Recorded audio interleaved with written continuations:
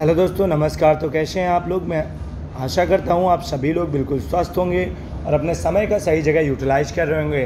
दोस्तों, मैं आज लेके आया हूं टॉप 40 क्वेश्चंस जो कि आपके आने वाली सभी भर्तियों में मोस्ट इम्पॉर्टेंट हैं और आप लोगों को ये बताना है कि आपके 40 में से कितने क्वेश्चन राइट ऑप्शन होते हैं। तो दोस्तों, सामान्य हिंदी जैसा कि आप सभी को पता है कि हर भर्ती में पूछी जाती है हिंदी के प्रश्न। तो चलिए आज के फर्स्ट क्वेश्चन से स्टार्ट करते हैं। दोस्तों, इसी तरीके वीडियो मैंने आपको कम से कम 40 से 50 वीडियो मैं हिंदी की आपको अपलोड कर चुका हूं, जो आप जाके मेरे एजुकेशन विद चैनल से देख सकते हैं। दोस्तों, अगर अभी तक आप लोगों ने इस चैनल को सब्सक्राइब नहीं किया तो सब्सक्राइब कर लें और बगल में बने बेल आइकन को ऑल पे प्रेस कर लें।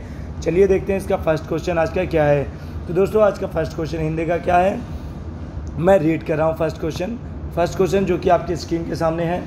बीती बिभारी जग जागरी, अंबर पनघट में डूब रही, तारा घट उस्मा नगरी में अलंकार है। क्या बताना है आप लोगों को कि इस पंक्ति में जो दी हुई पंक्ति है इसमें कौन सा अलंकार है। चार विकल्प यानी 4 ऑप्शन आपके दिए हुए हैं। दोस्तों, फटाफट आप कमेंट बॉक्स के माध्यम से बताएं मुझे कि इसका जो राइट ऑप्शन होगा वह कौन सा होगा। तो दोस्तों, मैं बताता हूं आपको, मैं एक क्वेश्चन के लिए आपको 3 से 4 मिनट दूंगा और आप लोगों को कमेंट बॉक्स के माध्यम से बताना होगा। 3 से 4 सेकंड का टाइम दूंगा और आप लोगों को इसका राइट ऑप्शन बताना होगा। इसके अलावा आप कमेंट बॉक्स के माध्यम से अगर बताते हैं तो दोस्तों, कहीं अगर कमेंट बॉक्स के माध्यम से बताते हैं तो लिखने से आपको कहीं ना कहीं वह क्वेश्चन याद हो जाता है, इसीलिए मैं आपको कमेंट बॉक्स का ऑप्शन देता हूँ। तो दोस्तों, इसका जो राइट ऑप्शन होगा वो होगा आपका ऑप्शन नंबर सी जो कि रूपक अलंकार है। रूपक अलंकार की परिभाषा मैं आपको बता देता हूँ। जहाँ गुण की अत्यंत समानता के कारण उपमेय में उपमान का अभेद आरोपण हो, वहाँ रूपक अलंकार होता है दोस्तों। ठीक है दोस्तों, तो याद रखिएगा। चलते हैं नेक्स्ट क्वेश्चन की तरफ। नेक्स्ट क्वेश्चन क्या है? नेक्स्ट क्वेश्चन है आपका क्वेश्चन नंबर 2। क्वेश्चन नंबर 2 क्या कह रहा है आपका, देखते हैं। तो दोस्तों, यहाँ पे क्वेश्चन नंबर है आपका, फूले का सकल मही छाई, जनु वर्षा ऋतु प्रकट बुढ़ाई में अलंकार है। यहाँ पे जो ये पंक्ति दी हुई है, फिर से इसमें अलंकार पूछा है। दोस्तों, ये जो मैं पेपर सॉल्व कर रहा हूँ ये आज यूपीएसआई का है, स्पेशल यूपीएसआई की क्लास समझ लें आप। और ये तो सभी भर्तियों के लिए इंपॉर्टेंट है क्योंकि हिंदी आपको पता ही होगा जैसा कि सभी भर्तियों में पूछी जाती है। तो 4 ऑप्शन दिए हुए हैं आपको सही ऑप्शन चुन के बताना है कि इसका राइट ऑप्शन कौन सा होगा। दोस्तों, यहाँ पे जो अलंकार दिया हुआ है उस अलंकार के जिस अलंकार की या पंक्तियाँ हैं वो हम देखेंगे कि किस अलंकार की या पंक्तियाँ हैं। 4 ऑप्शन दिए हुए हैं दोस्तों, अगर इस पर फोकस करेंगे तो यहाँ देखेंगे हमें जनु दिया हुआ है। क्या दिया हुआ है? जनु दिया हुआ है। और मैंने आपको बता रखा था जब मैंने आपको अलंकार की क्लास दी थी तो याद होगा मैंने उसमें बताया था आपको, जानू जनु मानव मनु जैसे वाक्य जब भी आते हैं आपके किसी भी एग्जाम्पल में अलंकार के, तो वहाँ पे उत्प्रेक्षा अलंकार होता है दोस्तों। तो इसका राइट ऑप्शन आपका ऑप्शन नंबर ए हो जाएगा, उत्प्रेक्षा अलंकार। ठीक है दोस्तों, उत्प्रेक्षा अलंकार जो कि अर्थालंकार का भेद है। और मैं एक इसकी डिफिनेशन भी बता देता हूँ। जहाँ समानता के कारण उपमेय में संभावना या कल्पना की जाए वहाँ उत्प्रेक्षा अलंकार होता है दोस्तों। चलते हैं नेक्स्ट क्वेश्चन की तरफ। नेक्स्ट क्वेश्चन देखते हैं। नेक्स्ट क्वेश्चन क्या है आपका? नेक्स्ट क्वेश्चन है आपका क्वेश्चन नंबर 3। क्वेश्चन नंबर 3 क्या कह रहा है आपका, कमल नयन में अलंकार है। दोस्तों, बताना है कमल नयन में कौन सा अलंकार है। 4 ऑप्शन दिए हुए दोस्तों, फटाफट कमेंट बॉक्स के माध्यम से बताएं कि इसका राइट ऑप्शन कौन सा होगा। कमल नयन में कौन सा अलंकार है, फटाफट बताइए दोस्तों।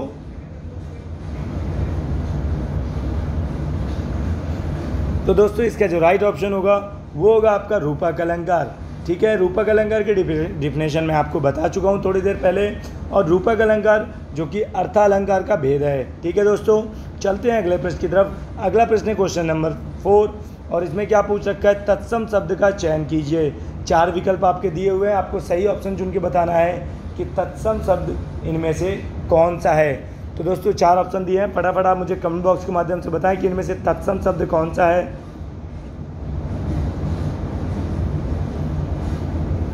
तो दोस्तों, इन विकल्पों में जो तत्सम शब्द है आपका वह है निर्दोष। ठीक है, बाकी सारे आपके तद्भव शब्द हैं और निर्दोष आपका जो है तत्सम शब्द है, अर्थात आपका ऑप्शन नंबर बी बिल्कुल सही हो जाएगा। नेक्स्ट क्वेश्चन है क्वेश्चन नंबर 5, तद्भव शब्द का चयन कीजिए। 4 ऑप्शन दिए हुए हैं आपके, फटाफट कमेंट बॉक्स के माध्यम से बताइए आप कि तद्भव शब्द का चयन कीजिए। ठीक है दोस्तों, तो आप कमेंट बॉक्स के माध्यम से बताइए। यहाँ पे 4 ऑप्शन दिए हैं दोस्तों।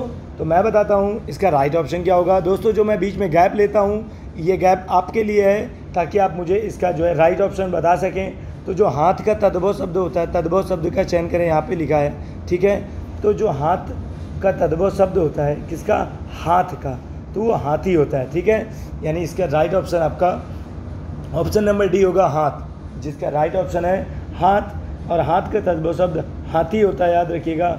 और इनके जो और सारे जो ऑप्शन हैं वो सारे आपके जो है तत्सम शब्द हैं। क्या है, तत्सम शब्द हैं। योगी, कंठ, आकाश, ये सारे आपके तत्सम शब्द हैं। और आपका जो है हाथ जो है ये आपका तद्भव शब्द है, ठीक है दोस्तों। चलते हैं नेक्स्ट क्वेश्चन की तरफ। नेक्स्ट क्वेश्चन है क्वेश्चन नंबर 6। क्वेश्चन नंबर 6 क्या कह रहे हैं, सही विलोम शब्द छाटिए। वाक्य है यहाँ पे अगम।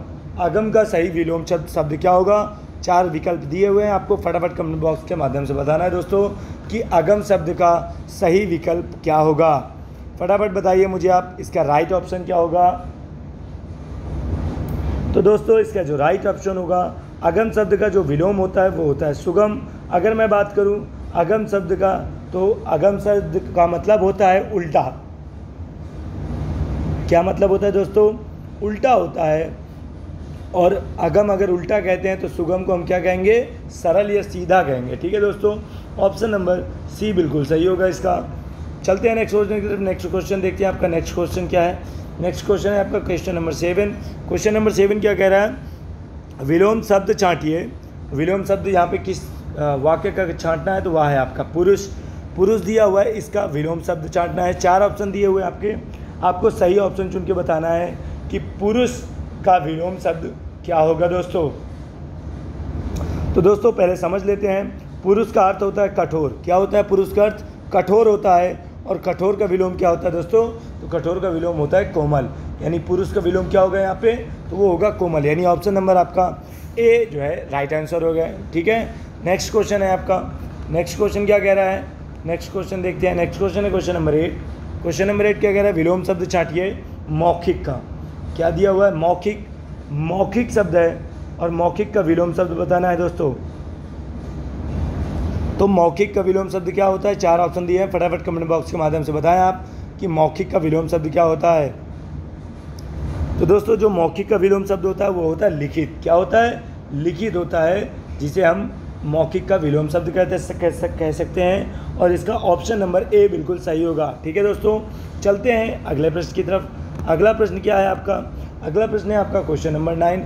क्वेश्चन नंबर 9 क्या कह रहा है, शुद्ध वर्तनी का चयन कीजिए। मतलब बोलने में जो वर्तनी शुद्ध है वह यहाँ पे लिखी हुई कौन सी वर्तनी शुद्ध है।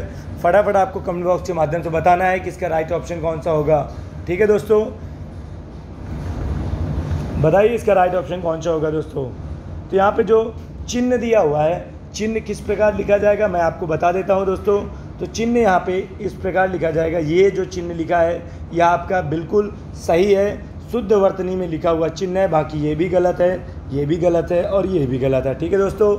तो अगर समझ में आया है तो ठीक है, नहीं तो आप मुझे बता सकते हैं। नेक्स्ट क्वेश्चन क्या है आपका, नेक्स्ट क्वेश्चन है आपका क्वेश्चन नंबर 10। नेक्स्ट क्वेश्चन है आपका क्वेश्चन नंबर 10 दोस्तों। नेक्स्ट क्वेश्चन है आपका क्वेश्चन नंबर 10। क्वेश्चन नंबर 10 क्या कह रहा है आपका, चलिए देखते हैं क्वेश्चन नंबर 10 को। क्वेश्चन नंबर 10 है शुद्ध वर्तनी का चयन कीजिए। 4 ऑप्शन दिए हुए हैं आपको फटाफट कमेंट बॉक्स के माध्यम से बताना है कि इसका राइट ऑप्शन कौन सा होगा। यहाँ पे जो शुद्ध वर्तनी है वह कौन सी है, फटाफट बताइए इसका राइट ऑप्शन। 4 विकल्प दिए हुए हैं दोस्तों। तो दोस्तों इसका जो राइट ऑप्शन होगा शुद्ध वर्तनी का वह होगा धैर्य। क्या होगा, धैर्य होगा इसका शुद्ध वर्तनी। यानी ऑप्शन नंबर सी इसका राइट ऑप्शन होगा, बिल्कुल सही जवाब होगा धैर्य। बाकी सारे जो लिखे हैं, द्वंद्व लिखा है ये गलत भी लिखा है। परिधि ऐसे नहीं लिखी जाती। परिधि मैं बता दूं आपको कैसे लिखी जाती है। तो दोस्तों परिधि में जो रा के ऊपर मात्रा रहेगी वो छोटी ई की रहेगी, यानी परिधि ऐसे लिखी जाएगी, ठीक है दोस्तों। तो परिधि ऐसे लिखी जाती है। सांझी में ऐसे लिखा जाता है सांझी, ठीक है दोस्तों। और जो आपका धुंध यहाँ पे धंधु लिखा है, क्या लिखा है, धंधु लिखा है, इसको क्या कहते हैं, तो इसको कहते हैं वधु। क्या कहते हैं, वधु, ठीक है दोस्तों। तो इसका जो राइट ऑप्शन है वह है आपका option number C. Next question देखते हैं। नेक्स्ट क्वेश्चन क्या है आपका, नेक्स्ट क्वेश्चन है क्वेश्चन नंबर 11। क्वेश्चन नंबर 11 क्या कह रहा है आपका, चलिए रीड करते हैं। शुद्ध वर्तनी का चयन कीजिए। 4 ऑप्शन दिए हुए हैं आपके स्क्रीन के सामने, आपको ये बताना है कि इनमें से शुद्ध वाक्य कौन सा है। फटाफट राइट ऑप्शन बताइए कमेंट बॉक्स में, इसका शुद्ध ऑप्शन कौन सा होगा, यानी शुद्ध वर्तनी कौन सी है लिखी है इसमें से। तो दोस्तों इसमें जो शुद्ध वर्तनी लिखी है वह आपकी है केवल और केवल संवेदनशील। संवेदनशील यानी ऑप्शन नंबर इसका सी बिल्कुल सही होगा, संवेदनशील जो कि शुद्ध वर्तनी लिखी हुई है। कर्तव्य में आपका कर्तव्य कैसे लिखा जाता है मैं आपको बता देता हूँ। यहाँ पे जो 3 और विकल्प बचे हैं उनको मैं गलत कैसे हैं ये बता देता हूँ। तो दोस्तों इसका जो राइट ऑप्शन है वो तो है आपका सी, और कर्तव्य में जो ता होता है, ता के आगे एक ता और होता है, इसलिए ये कर्तव्य आपका गलत लिखा हुआ है। निश्चिंत है, ठीक है दोस्तों, यहाँ पे क्या लिखा है अगला निश्चिंत है, तो निश्चिंत के ऊपर यहाँ पे बिंदी रहती है, ना कि तापे कोई ना रहता है, ठीक है। उसके बाद 11वीं है, क्या लिखा है 11वीं लिखा है, ठीक है दोस्तों। तो 11वीं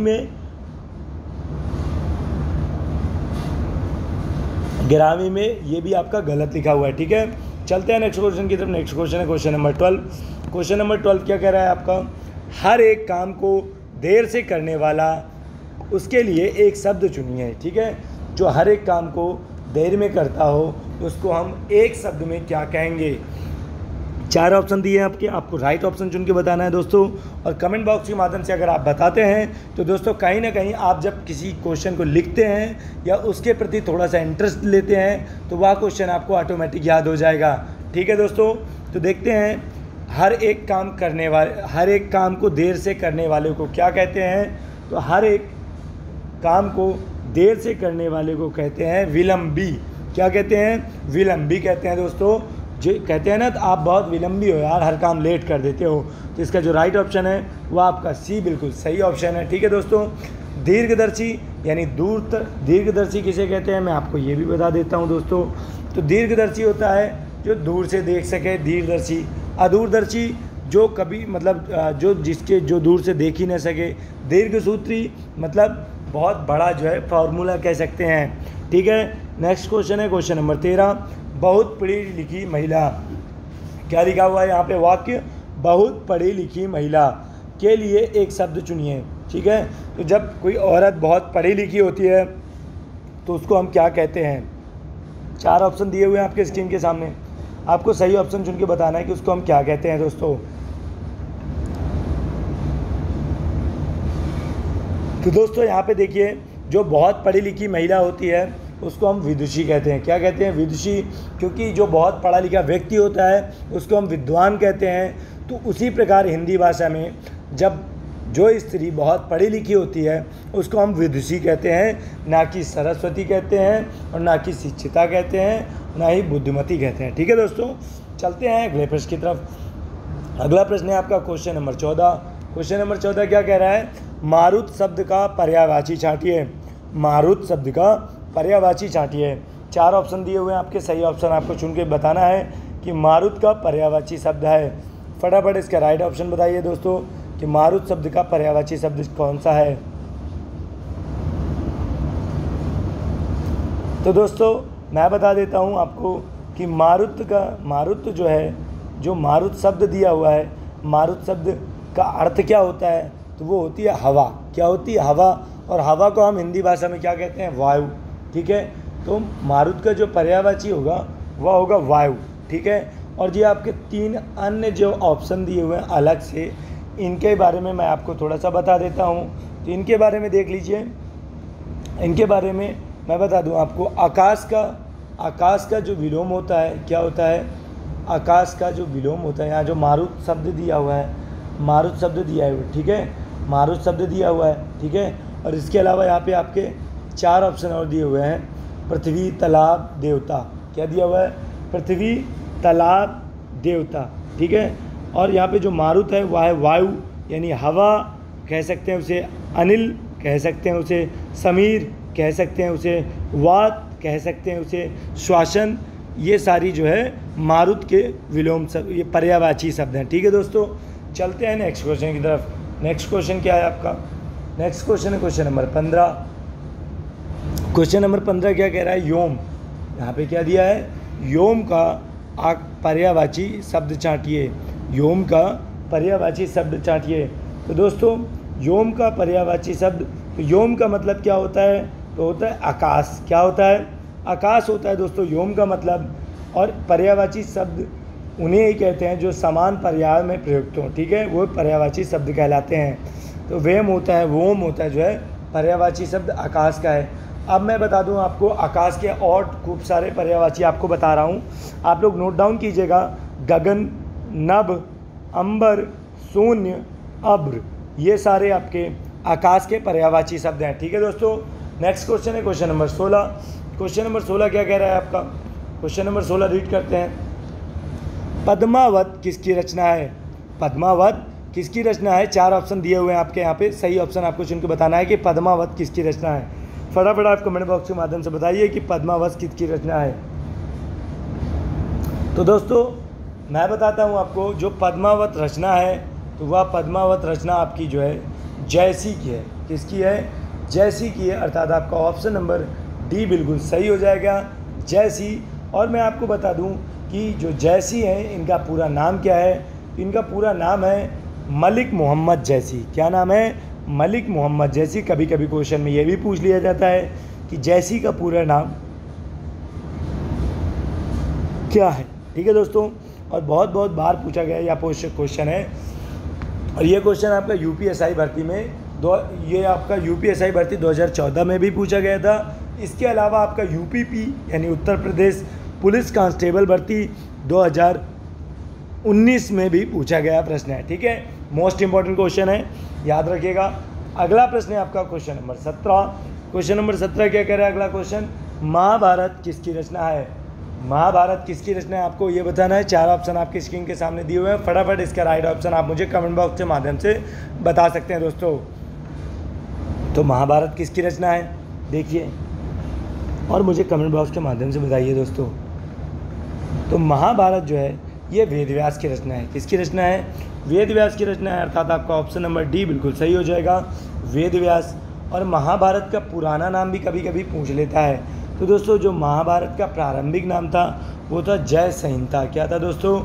जय संहिता जो पुराना नाम था, ठीक है, याद रखिएगा, जय संहिता, ठीक है। चलते हैं अगले प्रश्न की तरफ। अगला प्रश्न क्या है आपका?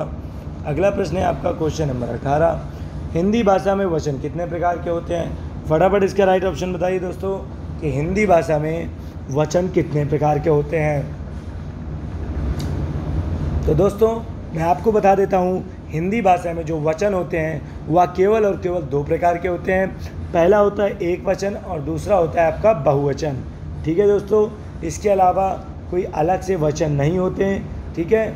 या कह सकते हैं हम एक स्त्रीलिंग होता है और दूसरा पुल्लिंग होता है। क्या कहते हैं? एक स्त्रीलिंग होता है और दूसरा पुल्लिंग होता है। तो अर्थात आपका ऑप्शन नंबर बी बिल्कुल सही हो जाएगा, ठीक है दोस्तों। अगला प्रश्न है क्वेश्चन नंबर 19।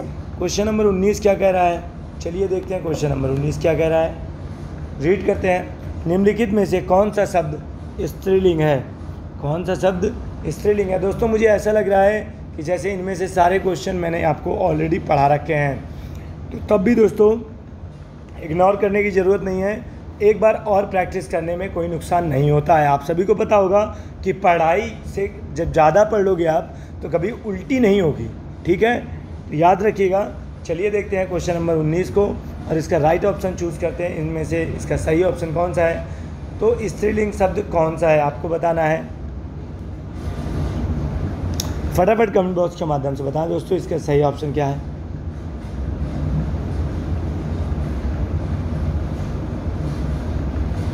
तो दोस्तों यहाँ पे जो स्त्रीलिंग शब्द दिया हुआ है वह आपका है मृत्यु। मृत्यु जो कि आपका स्त्रीलिंग शब्द है, ठीक है, वो सबको आती है। क्या है? मृत्यु वह चीज़ वह है जो सबको आती है, ठीक है। तो ये कहीं ना कहीं स्त्रीलिंग शब्द है। अगला प्रश्न देखते हैं। अगला प्रश्न है आपका क्वेश्चन नंबर 20। क्वेश्चन नंबर 20 क्या कह रहा है?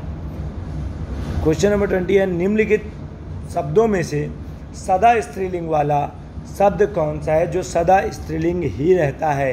ठीक है दोस्तों, 4 विकल्प दिए हुए हैं आपको राइट ऑप्शन चुन के बताना है इनका राइट ऑप्शन कौन सा होगा कि निम्नलिखित में से जो सदा जो है स्त्रीलिंग ही रहता है जबकि पुल्लिंग कभी नहीं होता। ठीक है दोस्तों, फटाफट कमेंट बॉक्स के माध्यम से बताइए वह कौन सा ऑप्शन है। तो दोस्तों वह ऑप्शन है आपका ऑप्शन नंबर ए, यानी पक्षी है जो कि हमेशा स्त्रीलिंग शब्द ही रहता है। जब आप साथ में चिड़िया उड़ते देखते हैं या कौवे उड़ते देखते हैं या बगुला उड़ते देखते हैं तो आप क्या कहते हैं? वो देखो पक्षी उड़ रहे हैं, वो देखो पक्षी उड़ रहे हैं। और पक्षी जो है सदैव स्त्रीलिंग शब्द ही होगा। ठीक है दोस्तों, शब्द होगा, क्योंकि वहाँ पे आपको दिख तो रहा नहीं कुछ कि उड़ती हुई चिड़िया आप देख के बता देंगे कि नर है कि मादा। ठीक है दोस्तों, तो कहावतें हैं, कहावतें सही भी होती हैं, गलत भी होती हैं। बस थोड़ा सा हम लोगों को फोकस करना है कि हमारी कहावतें कैसी होनी चाहिए। अगला प्रश्न है, प्रसिद्ध समानार्थी शब्द चुनिए। 4 ऑप्शन दिए हुए हैं आपको राइट ऑप्शन चुन के बताना है कि प्रसिद्ध समानार्थी शब्द कौन सा है। फटाफट कमेंट बॉक्स के माध्यम से बताइए इसका राइट ऑप्शन कौन सा होगा दोस्तों। तो दोस्तों यहाँ प्रसिद्ध का समानार्थी शब्द होता है, प्रसिद्ध मतलब बहुत फेमस। क्या कहते हैं? बहुत फेमस आदमी को प्रसिद्ध कहते हैं। और प्रसिद्ध का जो यहाँ पे समानार्थी यानी जो समान रूप से अर्थ होगा, जिसका यह समान अर्थ में प्रयुक्त होने वाले शब्द को समानार्थी शब्द कहते हैं। ठीक है, तो प्रसिद्ध का जो समानार्थी शब्द होगा वो होगा आपका विख्यात। क्या होगा दोस्तों? वह होगा आपका विख्यात, यानी ऑप्शन नंबर डी बिल्कुल सही हो जाएगा, विख्यात। ठीक है दोस्तों, चलते हैं नेक्स्ट क्वेश्चन की तरफ। नेक्स्ट क्वेश्चन क्या है आपका? नेक्स्ट क्वेश्चन है आपका 22। दोस्तों अगर आप लोग नोटबुक नहीं बना रहे हैं तो बनाना स्टार्ट कर दें, क्योंकि आने वाले 19 अगस्त को पेट का एग्ज़ाम है। पेट का एग्ज़ाम जो कि आप पेट का एग्ज़ाम निकालने के बाद ही मैं आप लोगों को बता दूं कि पेट का एग्ज़ाम ऐसा एग्ज़ाम है जिसको निकालने के बाद ही आप वीडियो और लेखपाल की भर्ती में बैठ सकते हैं। ठीक है दोस्तों, तो देखते हैं यहाँ पे नेक्स्ट क्वेश्चन क्या है। नेक्स्ट क्वेश्चन है आपका 22। उपादान का समानार्थी शब्द चुनिए। उपादान का समानार्थी शब्द चुनिए। दोस्तों उपादान का समानार्थी शब्द क्या है? 4 ऑप्शन दिए हुए हैं आपको राइट ऑप्शन चुन के बताना है कि उपादान का समानार्थी शब्द क्या होगा। फटाफट बताइए दोस्तों इसका राइट ऑप्शन। तो दोस्तों इसका जो राइट ऑप्शन होगा वो होगा आपका साधन। क्या होगा आपका? साधन, यानी उपादान का डी ऑप्शन बिल्कुल सही होगा, जिसे कहेंगे साधन। अगला प्रश्न है 23 क्या कह रहा है? अंगूठा चूमना मुहावरे का अर्थ है। अंगूठा चूमना जो कि एक प्रकार का मुहावरा है और इसका अर्थ बताना है। तो दोस्तों मैं आपको बता देता हूँ कि अंगूठा चूमना का अर्थ क्या होता है। अगर आप लोगों को पता है तो प्लीज़ आप मुझे कमेंट बॉक्स के माध्यम से ज़रूर बताइए। तो दोस्तों इसका जो राइट ऑप्शन होगा, अंगूठा चूमना मतलब किसी को खुशामद करना। क्या होता है दोस्तों अंगूठा चूमने का मतलब? किसी को खुशामद करना। ठीक है, या कह सकते हैं सांकेतिक रूप से अपने भाव प्रकट करना। ठीक है, मतलब संकेत में, इशारों में अपने भाव को प्रकट करना, उसे कहते हैं हम अंगूठा चूसना। अगला प्रश्न है क्वेश्चन नंबर 24। अंगारों पर लौटना क्या है? अंगारों पर लौटना। 4 ऑप्शन दिए हुए हैं आपको राइट ऑप्शन बताना है कि अंगारों पर लौटना मुहावरे का अर्थ क्या है। फटाफट इसका राइट ऑप्शन बताइए दोस्तों कि इसका राइट ऑप्शन कौन सा होगा। अंगारों पर लौटना। तो दोस्तों अंगारों पर लौटना का जो अर्थ होता है उसका अर्थ है दुख सहना, बहुत मुसीबत सहना। ठीक है, उसको अंगारों पर लौटना का अर्थ क्या होगा? दुख सहना। अर्थात आपका ऑप्शन नंबर 20 का सही जवाब है, राइट आंसर है। अगला प्रश्न क्या है आपका 25, यानी अगला क्वेश्चन है आपका 25 क्या कह रहा है? अपना रंग जमाना। अपना रंग जमाने मुहावरे का अर्थ क्या होगा? फटाफट आप मुझे कमेंट बॉक्स के माध्यम से बताइए कि अपना रंग जमाना मुहावरे का अर्थ क्या होता है। 4 ऑप्शन दिए हुए हैं दोस्तों, इसका राइट ऑप्शन आपको चुन के बताना है। अपना रंग जमाना मुहावरे का अर्थ क्या होता है? तो दोस्तों इसका जो सही अर्थ होता है, राइट ऑप्शन होता है, वह होता है आपका अपना अर्थ जमाना मतलब प्रभावित करना। क्या होता है? प्रभावित करना। जब आप कहीं जाते हैं तो लोग आपसे क्या कहते हैं? अबे यार तुम, मतलब सॉरी, वहाँ पे लोग क्या कहते हैं? आपने तो वहाँ पे अपना रंग जमा दिया सर, आपने अपना वहाँ पे रंग जमा दिया। मतलब वहाँ के जितने भी लोग थे उनको आपने क्या किया? प्रभावित कर दिया। ठीक है, तो प्रभावित करना इसका सही जवाब होगा, प्रभावित करना। अगला प्रश्न है 26 26 क्वेश्चन क्या कह रहा है? 26 क्वेश्चन क्या कह रहा है आपका?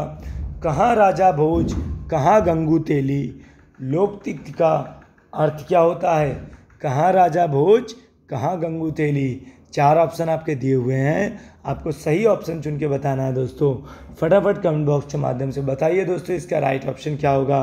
तो वैसे तो इसका अर्थ पूछ रखा है, वाक्य प्रयोग नहीं पूछा, तो हम इसका अर्थ बताएंगे, कहाँ राजा भोज, कहाँ गंगू तेली। अगर आप लोगों को पता है तो ज़रूर बताएं। मैं इसका राइट ऑप्शन बताने जा रहा हूँ। जो इसका राइट ऑप्शन होता है वो होता है एक बहुत ऊंची सी चीज़ से एक बहुत छोटी सी चीज़ की तुलना करना, यानी आकाश पाताल का अंतर होना। ऑप्शन नंबर इसका डी बिल्कुल सही होगा, आकाश पाताल का अंतर करना। ठीक है दोस्तों, अगला प्रश्न है आपका क्वेश्चन नंबर 27। 27 क्या कह रहा है? चलिए देखते हैं 27 क्वेश्चन रीड करते हैं। 27 क्वेश्चन है आपका, आम के आम गुठलियों के दाम। ठीक है दोस्तों, तो अगर मैं इसका अर्थ बताऊं आपको, अगर आप लोगों को पता है तो आप मुझे कमेंट बॉक्स के माध्यम से ज़रूर बताइएगा दोस्तों।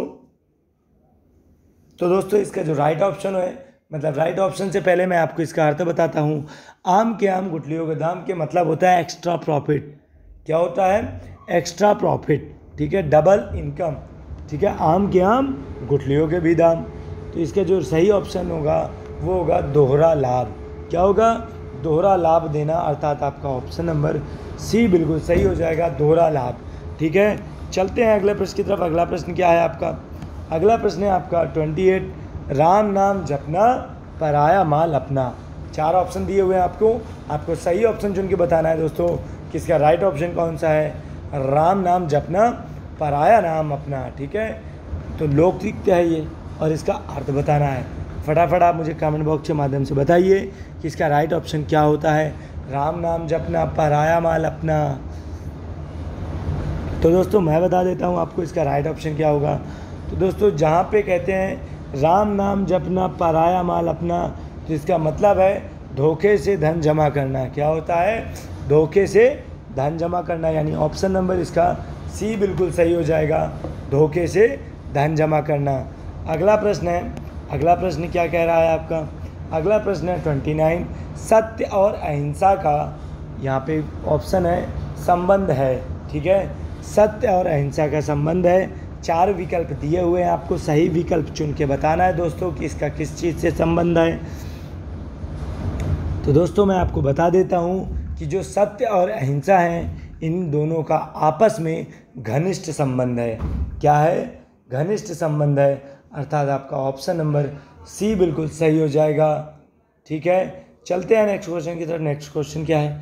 नेक्स्ट क्वेश्चन है आपका 30 क्या कह रहा है? मानसरोवर तक पहुंचना। क्या कह रहा है? मानसरोवर तक पहुंचना। 4 ऑप्शन दिए हुए हैं आपको सही ऑप्शन चुन के बताना है। मानसरोवर तक पहुंचना, और यहाँ रिक्त स्थान दिया हुआ है। तो फटाफट इसका राइट ऑप्शन बताइए, इसका सही ऑप्शन क्या होगा दोस्तों। तो दोस्तों यहाँ पे जो मानसरोवर तक पहुँचना, इसका जो अर्थ है, यानी यहाँ पे जो रिक्त स्थान भरा जाता है, रिक्त स्थान वह क्या है आपको मैं बता दूँ। मानसरोवर तक पहुँचना बहुत दुर्गम होता है, आप सभी को पता होगा। तो यहाँ पे दुर्गम शब्द यानी ऑप्शन नंबर बी भरा जाएगा, जो कि आपका सही जवाब है। अगला क्वेश्चन क्या है आपका? Question number 31। क्वेश्चन नंबर 31 क्या कह रहा है दोस्तों? आइए रीड करते हैं। सांप्रदायिक की आग देश में, यहाँ पे रिक्त स्थान है यानी खाली जगह है, तो इस खाली जगह को आपको सही ऑप्शन भरना है कि सांप्रदायिकता की आग देश में हुई है। ठीक है, तो यहाँ पे देखिए समाई है, पनपी है, भड़की है, लगी है, तो इनमें से कौन सा सही ऑप्शन होगा? तो दोस्तों जो सांप्रदायिकता की आग है वह क्या है? सांप्रदायिकता की आग देश में लगी हुई है। सांप्रदायिकता क्या मतलब होता है? मतलब धर्म के बारे में हो गया। लोग अपने अपने धर्मों को लेके बहुत चिंतित रहते हैं, कोई सनातन को तो कोई मुस्लिम धर्म को, आप समझ रहे हैं ना, कोई ईसाई धर्म को। बल्कि अगर माना जाए तो हमारा जो देश है वह एक धर्मनिरपेक्ष राज्य है, और यह धर्मनिरपेक्ष राज्य होने की वजह से यहाँ पे कभी भी एक धर्म को जो है समानता या जो है आगे बढ़ा के हम एक धर्म को हिंदू राष्ट्र कहते हैं ना, हिंदू राष्ट्र नहीं बना सकते कभी भी, क्योंकि हमारा जो देश है वो आपका उच्च न्यायालय द्वारा धर्मनिरपेक्ष लागू किया हुआ है। ठीक है दोस्तों, चलते हैं नेक्स्ट क्वेश्चन की तरफ। नेक्स्ट क्वेश्चन क्या है 32। नेक्स्ट क्वेश्चन 32 क्या कह रहा है, मैया मोही, यहाँ पे रिक्त स्थान है और आपको बताना है सही ऑप्शन क्या है। मैया मोही बहुत खिजायो। ठीक है, यह चैप्टर आपका कक्षा 10 के यूपी बोर्ड के परीक्षा में काव्य संकलन में दिया हुआ है, जिसमें यह दोहा लिखा हुआ है, मैया मोही बहुत खिजायो, और रिक्त स्थान पे क्या है आपको बताना है। फटाफट इसका राइट ऑप्शन बताइए दोस्तों, किसका सही ऑप्शन क्या होगा। तो दोस्तों अगर आप लोगों ने पढ़ा होगा तो आप लोगों को पता होगा कि इसका राइट ऑप्शन क्या है। तो दोस्तों इसका जो राइट ऑप्शन है, यानी इस दोहा को पूरा कैसे करते हैं, तो मैं बता दूं, यह दोहा को पूरा करते हैं, मैया मोही दाऊ बहुत खिजायो, यानी मैया मोही दाऊ बहुत खिजायो। तो दाऊ का मतलब क्या होता है, बड़े भाई होता है, यानी बड़े भाई बलराम जो है इनको मक्खन नहीं खाने दे रहे थे जिस टाइम पे इन्होंने अपनी माँ यशोदा से ये शब्द कहा था, मैया मोही दाऊ बहुत खिजायो। ठीक है, तो इसका यहाँ पे दाऊ जो है बी ऑप्शन बिल्कुल सही हो जाएगा। ठीक है दोस्तों, तो इसका सही ऑप्शन देखते हैं क्या है। तो यहाँ पे अगला क्वेश्चन देखते हैं। अगला क्वेश्चन क्या है 33 क्वेश्चन क्या कह रहा है, हिंदी भाषा में कितने काल होते हैं।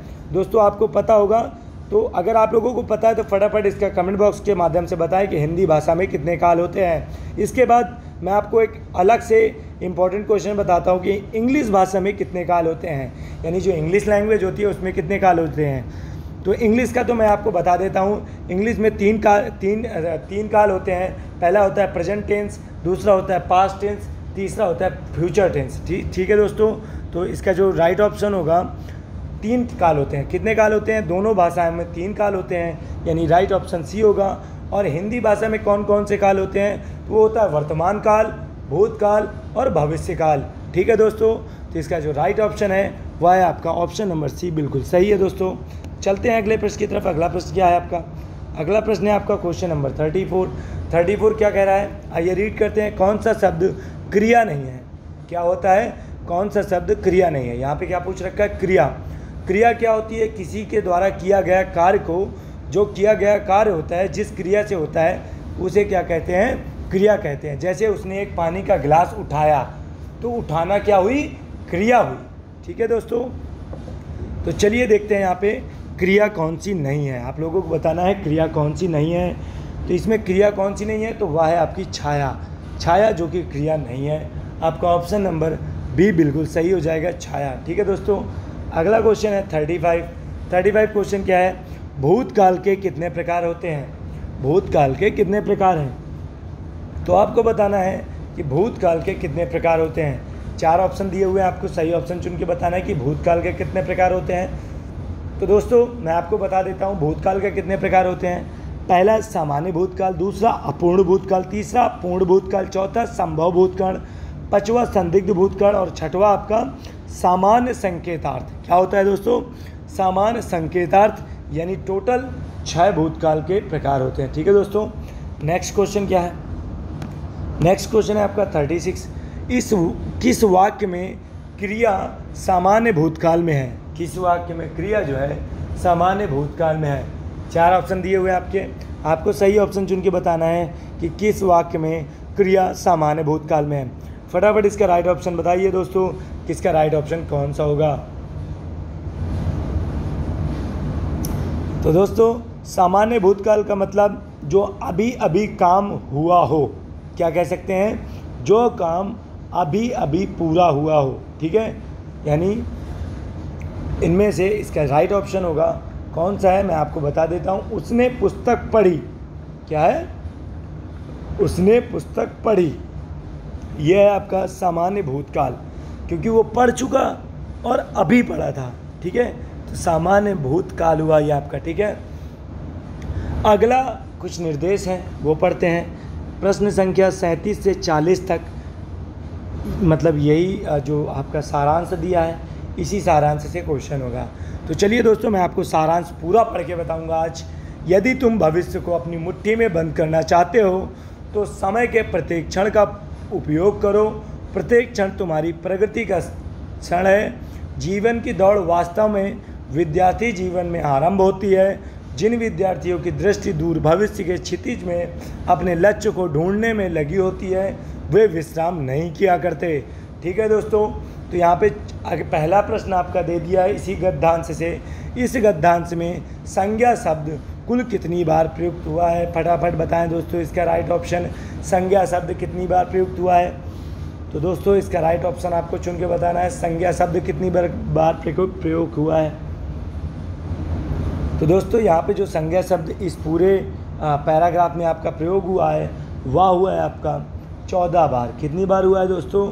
14 बार हुआ है। ठीक है, ए ऑप्शन बिल्कुल सही है। अगला है 38 क्या कह रहा है आपका? इस गद्यांश में से कौन सा शब्द क्रियार्थक संज्ञा है? क्रियार्थक संज्ञा है, चुनिए। ठीक है, 4 ऑप्शन दिए हुए हैं आपको सही ऑप्शन चुन के बताना है कि कौन सा शब्द क्रियार्थक शब्द है। फटाफट बताएं इसका राइट ऑप्शन क्या होगा दोस्तों, जो क्रियार्थक शब्द है। तो इसमें गणना ऐसा शब्द है जो क्रियार्थक शब्द है। क्या है? गणना, यानी आपका ऑप्शन नंबर बी बिल्कुल सही हो जाएगा, जो क्रियार्थक शब्द है। खेल क्या है आपका? एक प्रकार का खेल है। महान क्या है? ये एक प्रकार के लोग हैं जो महान होते हैं। पीना क्या है? यह एक प्रकार की आपकी क्रिया है। और क्रियार्थक शब्द क्या है? वो है गणना, गणना जो कि की जाती है। ठीक है दोस्तों, खेल खेला जाता है, महान व्यक्ति बन जाते हैं, और पानी पीना एक क्रिया होती है। ठीक है दोस्तों, अगला प्रश्न है 39 गद्यांश में सर्वनाम शब्द वे किसके लिए प्रयुक्त होता है? वे जो शब्द है वे किसके लिए प्रयुक्त होता है? 4 ऑप्शन दिए हुए हैं आपको सही ऑप्शन चुन के बताना है दोस्तों, किसका राइट ऑप्शन कौन सा होगा। तो दोस्तों जो वे है वे विद्यार्थियों के लिए प्रयुक्त होता है, अर्थात आपका ऑप्शन नंबर सी जो है, तो वे जो है विद्यार्थियों के लिए प्रयुक्त होता है, अर्थात ऑप्शन नंबर सी बिल्कुल सही होगा। क्योंकि लक्ष्य को कभी हम वे नहीं कह सकते कि वे मेरा लक्ष्य है।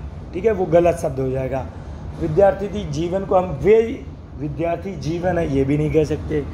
क्षितिज यानी एक क्षितिज को कभी नहीं कह पाएंगे। अब विद्यार्थियों को कह सकते हैं वे विद्यार्थी हैं। ठीक है दोस्तों, तो इसका जो राइट ऑप्शन है आपका ऑप्शन नंबर सी, विद्यार्थियों है। ठीक है, अगला प्रश्न है क्वेश्चन नंबर 40 अरे बारिश आ गई में लगेगा। अरे बारिश आ गई में कौन सा चिन्ह लगेगा आपको बताना है। 4 चिन्ह आपकी स्क्रीन के सामने हैं और आपको इसका राइट ऑप्शन बताना है कि कौन सा चिन्ह लगेगा अरे बारिश आ गई। तो दोस्तों इसमें लगेगा विस्मादि बोधक चिन्ह। कौन सा लगेगा? विस्मादि बोधक चिन्ह। अब मैं आपको बता दूं कि विस्मादि बोधक चिन्ह होता क्या है। तो दोस्तों इसे कहते हैं हम विस्मादि बोधक चिन्ह। ठीक है दोस्तों, तो यहाँ पे आपका ऑप्शन नंबर बी बिल्कुल सही हो जाएगा। तो दोस्तों कैसा लगा आज का वीडियो मुझे कमेंट बॉक्स में ज़रूर बताएं। और इसके अलावा आपके अगर कोई भी फ्रेंड सर्कल में या फैमिली में यूपीएसआई पेट एग्ज़ाम या लेखपाल भर्ती या वीडियो भर्ती या यूपी कांस्टेबल भर्ती की तैयारियां कर रहे हैं तो उनको ये वीडियो ज़रूर शेयर कीजिएगा दोस्तों। Thanks for watching my video guys, thank you so much. अगर आपको इस वीडियो की PDF फाइल चाहिए तो आप मेरे टेलीग्राम चैनल पे जाके जुड़ सकते हैं जिसका नाम है एजुकेशन विद चेतन, और उस ग्रुप में आपको सभी मेरे वीडियो की PDF फाइल मिलती रहेगी दोस्तों। ठीक है, thank you so much and जय हिंद, जय भारत।